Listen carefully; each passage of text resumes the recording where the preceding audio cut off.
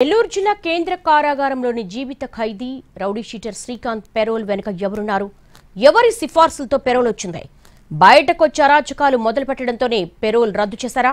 Payroll వివాదం కావడంతో విచారణకు ఆదేశించింది ఏపీ సర్కార్. పెరోల్ విషయంలో ఎవరిని వదిలే ప్రసక్తే లేదని హోంమంత్రి అనిత ప్రకటించారు. రౌడీ షీటర్ శ్రీకాంత్ హత్యానేరం రుజువై నెల్లూరు సెంట్రల్ జైల్లో జీవిత ఖైదీగా ఉన్నాడు. గూడూరుకు చెందిన శ్రీకాంత్ ఓ హత్య కేసులో 2010 నుంచి నెల్లూరు జిల్లా కేంద్ర కారాగారంలో జీవిత ఖైదు అనుభవిస్తున్నాడు. 2014లో జైలు నుంచి తప్పించుకుని పరారయ్యాడు. 4 ఏళ్ల తర్వాత పోలీసుల ముందు లొంగిపోయాడు. శ్రీకాంత్ 4.5 ఏళ్లు ఎక్కడున్నాడు, ఏం చేశాడనే విషయం ఇప్పటికీ ఎవరికీ తెలియదు. వివిధ పార్టీల నేతల అండ ఉంది. వివిధ నేరాల్లో పట్టుబడి జైలుకు వచ్చిన నిందితులతో మాటలు కలిపి వారికి అవసరమైన సహాయం అందించేవాడు. నెల్లూరు జిల్లా అధికార పార్టీ ఎమ్మెల్యేలతో సత్సంబంధాలున్నాయి. జైల్లో ఉన్న ఖైదీలతో కలిసి జైలు సిబ్బందిపై అనేక సార్లు తిరగబడ్డాడు. కొందరు టీడీపీ ఎమ్మెల్యేల అండతో జైలు అధికారుల్ని బెదిరించేవాడని తెలిసింది. కూటమి అధికారంలోకి వచ్చిన తర్వాత జైలు అధికారులపై తరచూ ఒత్తిడి తీసుకొచ్చి అనారోగ్యం పేరుతో ఆసుపత్రుల్లో రోజుల తరబడి గడిపాడు. ఆసుపత్రుల్లో తన స్నేహితురాలతో సన్నిహితంగా ఉన్న వీడియోలు ప్రస్తుతం సోషల్ మీడియాలో వైరల్ అవుతున్నాయి. టీడీపీకి చెందిన 2 ఎమ్మెల్యేల సహకారంతో పెరోల్కు దరఖాస్తు చేసుకున్నాడు శ్రీకాంత్.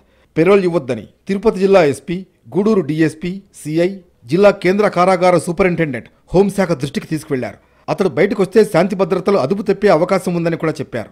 అనూహ్యంగా గత నెల 30న శ్రీకాంత్కు పెరోల్ మంజూరు చేస్తూ జీవో విడుదలైంది. అధికార పార్టీకి చెందిన 2 ఎమ్మెల్యేలు ఒత్తిడి చేసినట్లు తెలుస్తోంది. హోంమంత్రి అనిత పెరోల్ వద్దని నివేదిక ఇచ్చినట్లు సమాచారం. అయినా కొందరు అధికారుల ఒత్తిడితో హోంమంత్రికి తెలియకుండా పెరోల్ వచ్చింది. శ్రీకాంత్ బయటకొచ్చేశాడు. బయటకొచ్చిన శ్రీకాంత్ బెదిరింపులకు దిగడం, ఆసుపత్రిలో వీడియోలు వైరల్ కావడంతో కూటమి సర్కార్ ఇరకాటంలో పడింది. హడావుడిగా పెరోల్ను రద్దు చేసింది ప్రభుత్వం. శ్రీకాంత్ వ్యవహార శైలి సరిగ్గా లేకపోవడంతో పెరోల్ రద్దు చేశామన్నారు హోంమంత్రి అనిత. మంత్రి దగ్గరకు ప్రజాప్రతినిధులు వస్తారని, ఓవర్లుక్లో పొరపాటు జరిగి ఉంటుందన్నారు. పూర్తి నివేదిక వచ్చిన తర్వాత చర్యలు తీసుకుంటామన్నారు. పెరోల్ ఇచ్చిన వారంలోపు రద్దు చేసి జైలుకు పంపామన్న ఆమె పెరోల్ ఎవరిచ్చారనే దానిపై దర్యాప్తు చేపట్టామన్నారు.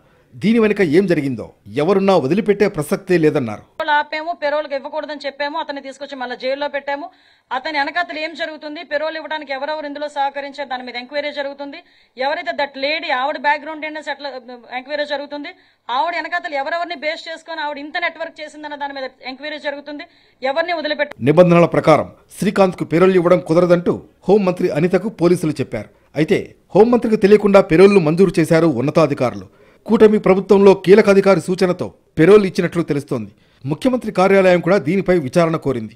సీఎం చంద్రబాబు సీరియస్గా ఉన్నట్లు సమాచారం.